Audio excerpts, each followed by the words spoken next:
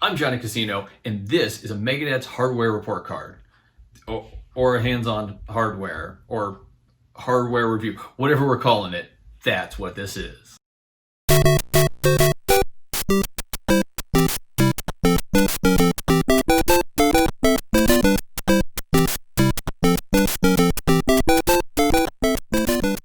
so when I see that Nintendo put something new out, I have to have it. It's a sickness. I collect old games, I collect new games, I collect old hardware, I collect new hardware. I just, if it's Nintendo related, I want it. Something came out recently, and that's the Game & Watch. Now, I never owned a Game & Watch before. I don't know anything really about them. I know there were old games that were, what is it, 1-bit, 2-bit? I don't know, whatever it is, stick figure type things. It was not graphically a thing that anyone cared about. It was just fun little games that you could play. And that's what's on here, along with some other stuff. The feature I think is the coolest on this thing is the clock.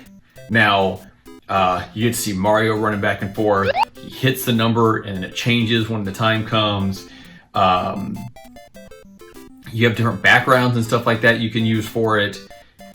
It's a cool little device for that.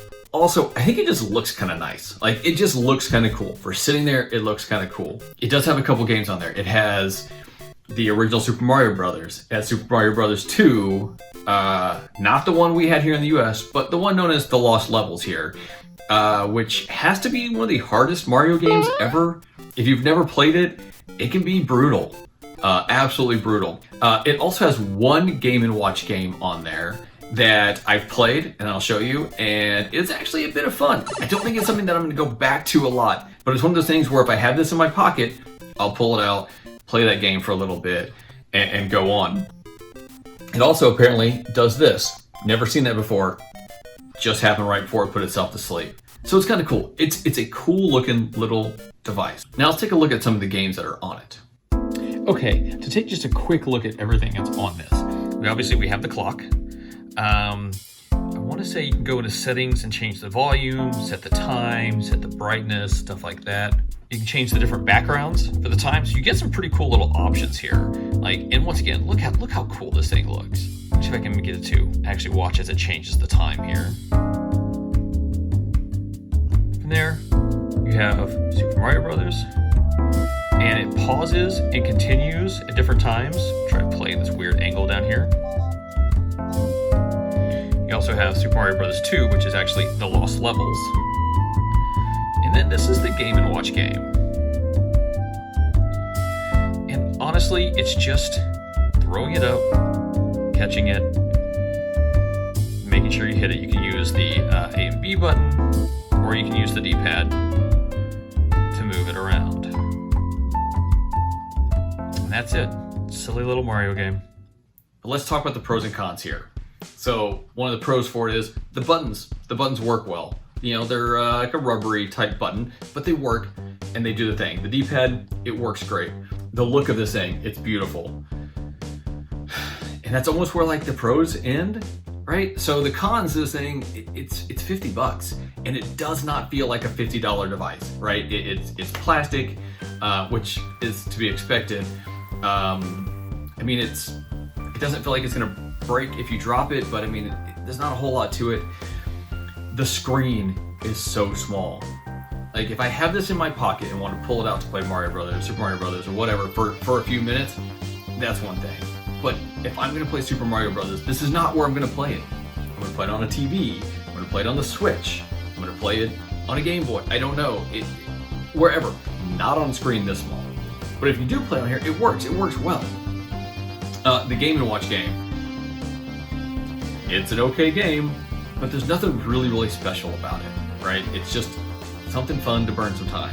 One of my biggest complaints about this, when I got this, my plan was to keep this as a clock, like have it sit there. It was going to be a clock just sitting on my desk, showing me the time and doing all that stuff. Now, the problem is, a couple of them actually. One, it only stays on for so long, which I guess is good because you're on a battery. So you can't just have it as a permanent clock like I thought you'd be able to. Two, there is no kickstand on the back of this. There is nothing to hold it up. So,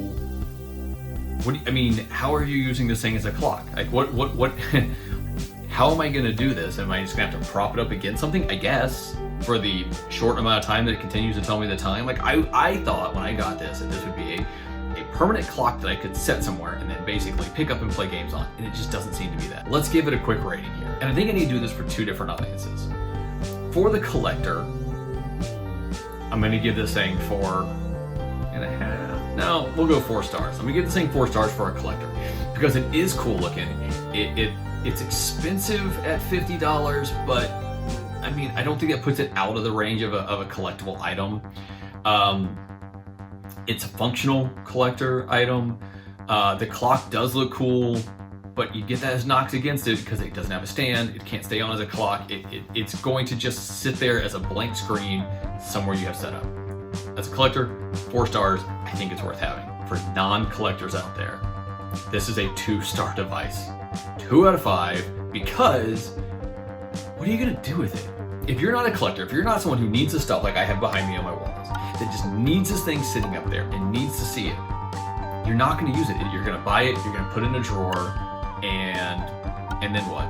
It's just going to sit there, and every once in a while you're looking like, oh look, that's cool, I'll put it in my pocket and play a game for a little bit, and then it's gone. Sorry, Nintendo. For non-collectors out there, for people that are not like me, 2 stars is the best I can give this. I'm Johnny Casino. This has been another Megadeth's Hardware Report Card, and I'll see you when I got more stuff to show you.